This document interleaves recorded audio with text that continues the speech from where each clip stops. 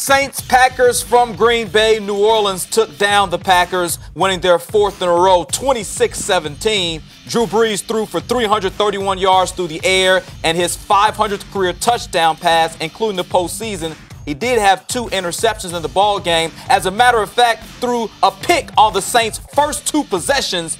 Brees becomes the 4th player in NFL history with at least 500 touchdown passes, joining Peyton Manning, Brett Favre, and Tom Brady. Dylan, when you look at the NFC South division, you see the Saints at the top of this division. Yeah. Do you think they can actually win this division?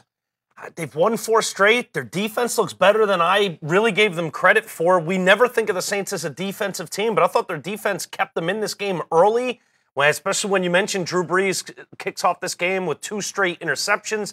They dig themselves a little bit of a hole, and then that Saints defense kept them in until Brees started catching rhythm with his receivers, and then Ingram got the ground game churning a little bit. He goes for 100 yards.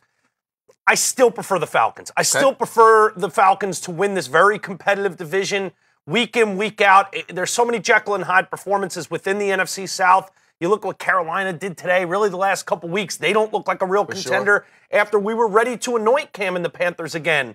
But keeping it about the Saints, they really did impress me. And, once the Packers fell behind, they just didn't have the big playability without Rodgers to get back in the game.